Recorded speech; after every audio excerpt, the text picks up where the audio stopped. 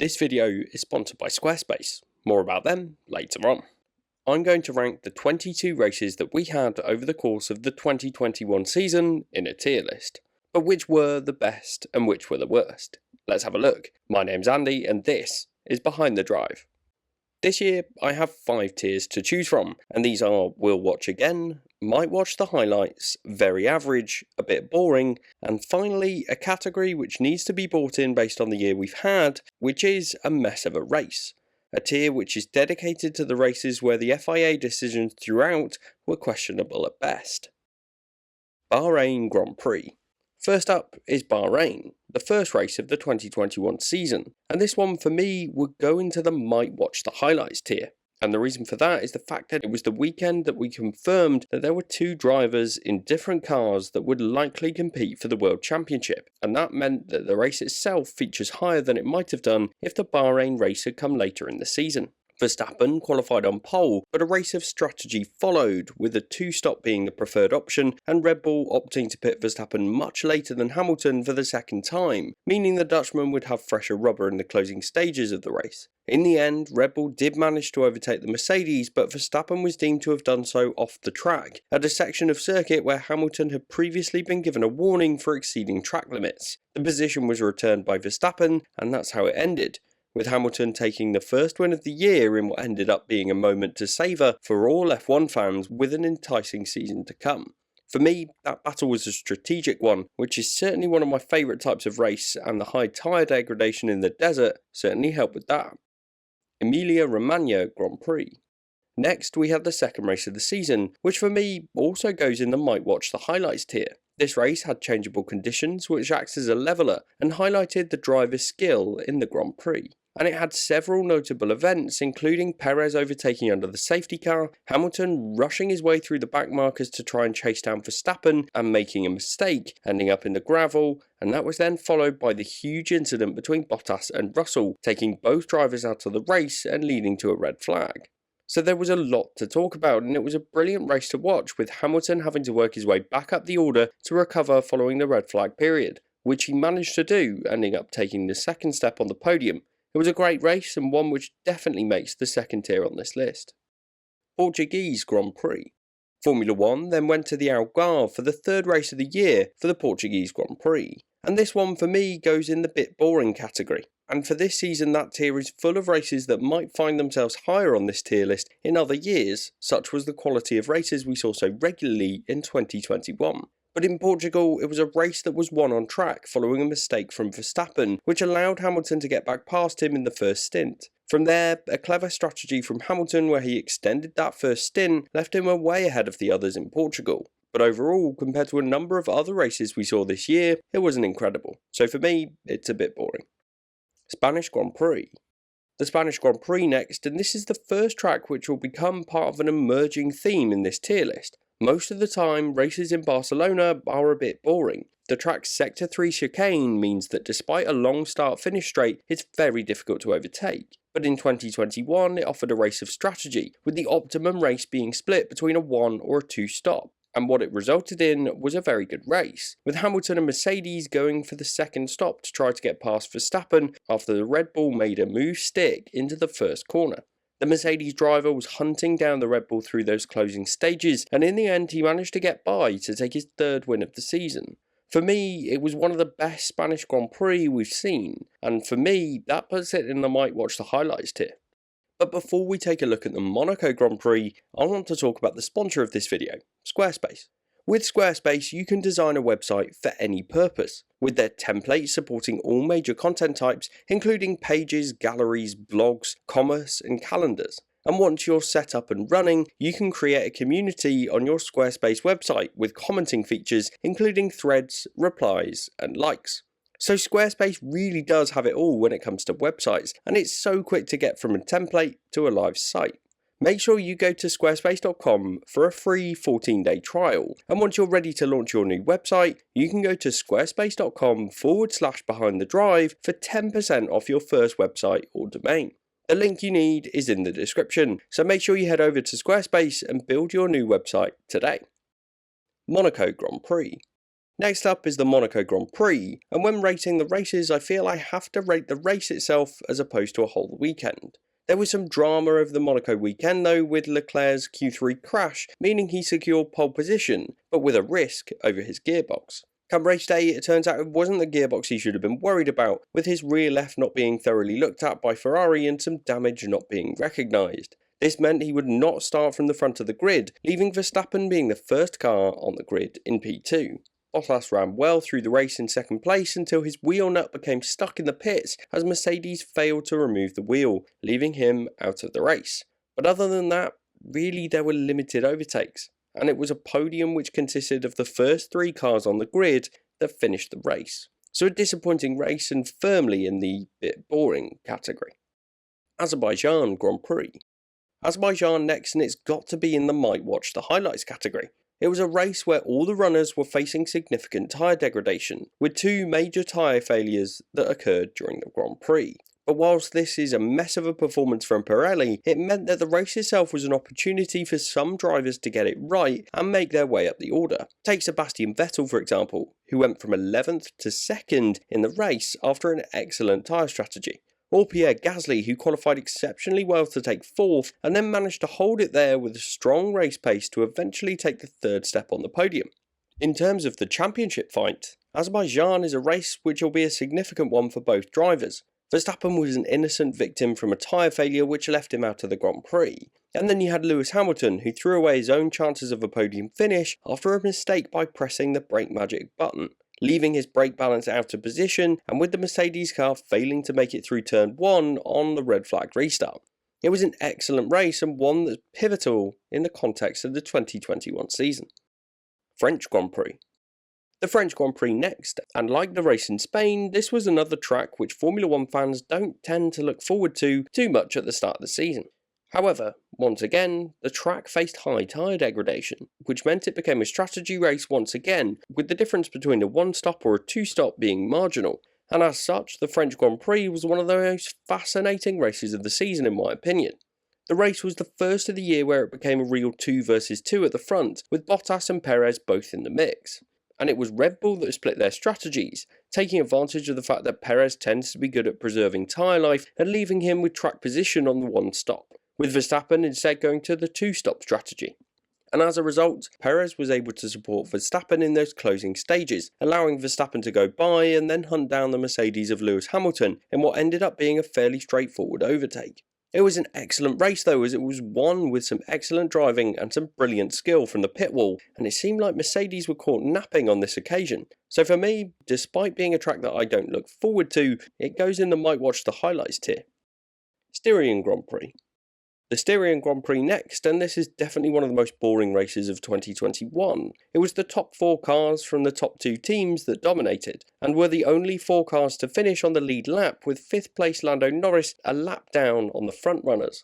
Meanwhile, Max Verstappen led to a dominant victory with a 30+ second lead after Hamilton stopped to get the fastest lap point at the end. So it was a comfortable race for Verstappen, with limited action to talk about, which is rare from this 2021 season. Austrian Grand Prix.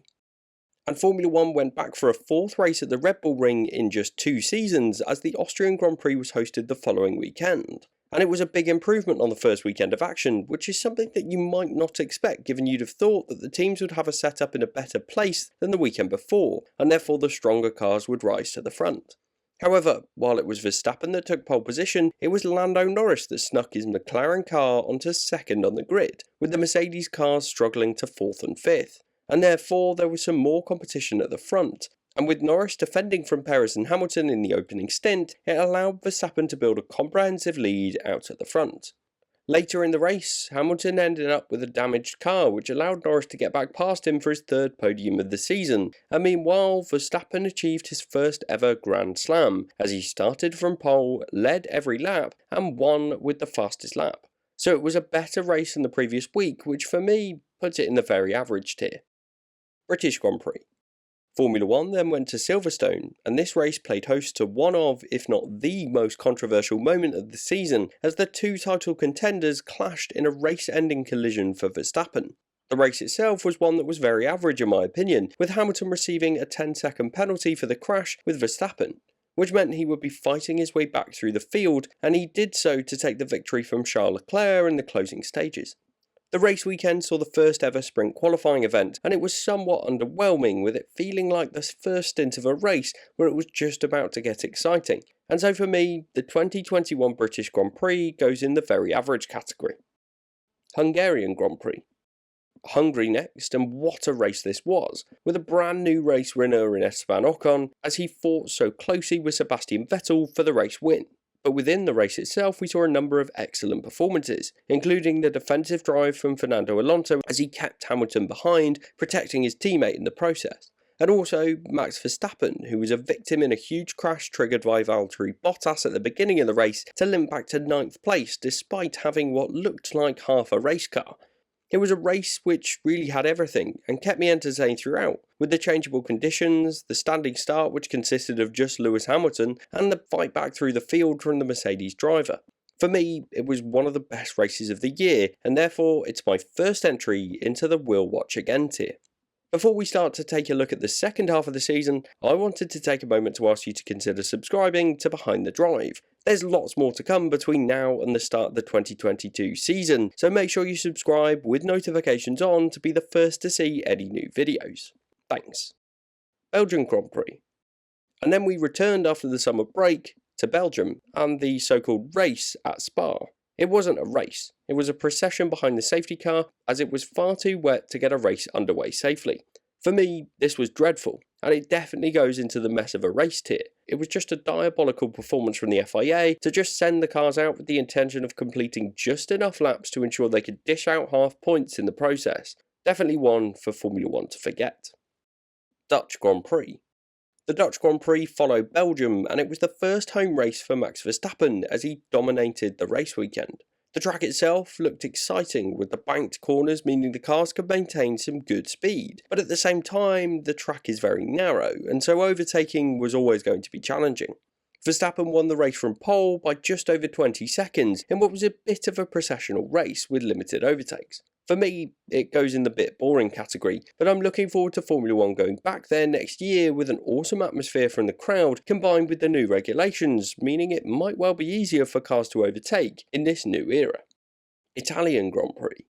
Monza next, and what a race this was, especially for McLaren and Daniel Ricciardo. It was another sprint race weekend, but the McLaren cars were in good form and had strong pace in Italy, which meant they were in a commanding position at the beginning of the race. Ricciardo got the jump on Verstappen to take the early lead, and he looked comfortable competing out the front of the order in that McLaren car. And after a slow pit stop from Red Bull for Verstappen, it meant he was right next to Lewis Hamilton on track, and the two came together, taking both of those championship contenders out of the race and out of contention. This meant it was then the two McLarens leading the way quite comfortably as they brought home the only 1-2 finish of the season. A brilliant result for the drivers and the team, and it was a race to remember from the 2021 season, definitely joining Hungary in the Will Watch Again category. Russian Grand Prix. And the next time out in Russia, it was another thrilling race, with an awesome wet weather qualifying session leading to a mixed up grid with Norris on pole, followed by Sainz and Russell. Meanwhile, Verstappen had taken an engine penalty starting from the back of the grid with Hamilton in 4th, and on Sunday it was an awesome race, with Norris losing the lead to Sainz at the start to then subsequently have to fight for it through the first stint. From there, we saw Norris control the race from the front in a performance that convinced many people that he was capable of becoming a race-winning driver. But the twist at the end of the Russian Grand Prix was the rainfall that came with just a few laps to go, with drivers having to trust the teams to choose the right moment to pit for intermediate tyres, especially with the track conditions being worse on the far side. In the end, Norris made a mistake by not listening to the advice of his team as he stuck with the slick tyres for too long as Hamilton dived into the pits to secure the win. And through all of that, Verstappen lucked out in the rain as he got onto the inters early and managed to get himself up to 2nd place come the checkered flag. So it was a thrilling race and certainly one that I'll watch again. And another circuit that I don't tend to look forward to, but the 2021 season has produced one of the best races of the year. Turkish Grand Prix. Turkey next, and at this track it was Mercedes that were the particularly dominant car that weekend. But with a 10th-place grid drop for Hamilton, it meant there was an opportunity for the Red Bull cars. But it was Valtteri Bottas who drove a great race to ensure he took the win from pole position. Meanwhile, the race was another that faced changeable conditions, with intermediate tyres from the start of the race. It meant that strategy would play into events, with Leclerc leading at one point and looking like he might go for the no-stop strategy, while others around him were looking for the one-stop race. Hamilton did okay to fight back up the order to 5th, but critically left his stop for too long, meaning he could have snuck onto the podium had he trusted his team. And alongside this, there was a brilliant performance from Sergio Perez, who managed to get to 3rd spot on the podium after a strong drive. For me, the Turkish Grand Prix goes into the might watch the highlights tier. US Grand Prix. And another race in the might watch the highlights tier next, as Formula 1 returned to the USA once again, and it was a great race of strategy, with a 2 versus 1 scenario at the front, with both Red Bulls up against Lewis Hamilton's Mercedes. The Mercedes driver took the lead at the start, but was under a huge amount of pressure from the 2 Red Bulls as they were able to control the strategy and ensure Mercedes were on the back foot. It was all made possible by the fact that Verstappen was on another level, and the fact that Perez was there in the mix and was able to add some extra pressure to Lewis Hamilton, despite the fact that he was racing without a water bottle. At the end of the race, Hamilton was hunting Verstappen down and was so close to him by that final lap, it made for a thrilling end to the race. So for me, it was one of my favourite races of this exceptional year, and in the might watch the highlights tier. Mexican Grand Prix. The Mexican Grand Prix next, and despite this season making some of the worst tracks look like the best, the race in Mexico really wasn't the best in my opinion. It sits in the very average tier for me, as it was teed up with the Mercedes cars locking out the front row, but the race felt like it was over after the first turn, with Verstappen overtaking them both around the outside. Once this had happened and Bottas was spun back down the order by Ricciardo, it was a pretty standard race at a track where it tends to be very difficult to overtake, and as such Verstappen took a dominant victory, and Hamilton did well to defend from Perez in 3rd, but overall not exactly a classic. Brazilian Grand Prix. The Brazilian Grand Prix next, and this race goes into the will watch again tier, after a brilliant performance and turning point in the 2021 season. Verstappen came into this race as a commanding leader in the championship, with 4 rounds to go, and it was Hamilton that suffered a blow of being forced to take a further internal combustion engine, as well as being disqualified from qualifying after his rear wing failed the gap test. What followed was a great sprint race and a great Grand Prix, as Hamilton fought his way back up the order. It was a track which allowed for overtaking throughout the order as the Sao Paulo track returned to the calendar. For me, it was great to be back racing at Interlagos, and it was an awesome race to watch. Qatar Grand Prix. Formula 1 then went to Qatar for the first time, and it was the Losail circuit in Qatar, which is a track that has historically hosted races on 2 wheels as opposed to 4. And to be honest, there were some doubts over whether the track would lend itself to overtaking, but it did surprise me, with a number of DRS overtakes into turn 1. There was a mixed up grid after Gasly's front wing failure in Q3, meaning there were double waved yellow flags preventing some drivers from completing their qualifying laps. It resulted in a front row of Hamilton and Gasly, with Alonso lining up in P3. Again, the race presented difficulties for the Pirelli tyres, and there were a number of punctures throughout the Grand Prix, but it was Verstappen and Hamilton out in a league of their own as they built a commanding lead from the rest of the pack. We did see a return to the podium for Fernando Alonso, but for me, it was a very average race in this 2021 season. Saudi Arabian Grand Prix. Saudi Arabia next, and the Jeddah circuit was certainly thrilling to watch in qualifying, with the street circuit forcing the drivers to push the limits, and we saw that with Verstappen making a tiny mistake in Q3 with catastrophic consequences. The race itself was a bit disappointing though. It was exciting to watch, but the decision making from the FIA was disappointing to say the least. You had the negotiations from the FIA to the pit wall, the incidents which went unpunished and then punished twice as Verstappen handed back a position for a move he'd already received a 5-second penalty for, and then you had the moment where Verstappen brake checked Hamilton on the straight in an attempt to let him past, and then subsequently received a post-race 10-second penalty, something that didn't really punish the driver for the incident. For me, it was a mess of a race, and really disappointing to see the race director seemingly lose control of the Grand Prix. Abu Dhabi Grand Prix. And the final race in Abu Dhabi was a showdown with the 2 title contenders level on points. It was Verstappen that took an unlikely pole position after a spectacular qualifying lap, but Hamilton got the better of the Red Bull driver off the line and kept that lead through the first lap despite a controversial moment into turn 6. What followed was a very average race. You had the moment being able to see Perez slow down Hamilton as Verstappen tried to catch up to the net leader, but really what we saw was a circuit that, despite the modifications, still had some challenges regarding overtaking. The final lap showdown was controversial, and to be honest, I've covered my thoughts on that in other videos. It could have gone into the mess of a race tier, but really that category is dedicated to races that were ridiculous throughout as opposed to just at the end. So on the whole, Abu Dhabi was only average for me. So that's my final tier list of the 2021 races in what was an excellent season. It was great to watch, and I really hope 2022 has more of that to come. Let me know in the comments what you thought of these races and which races you would put in different tiers.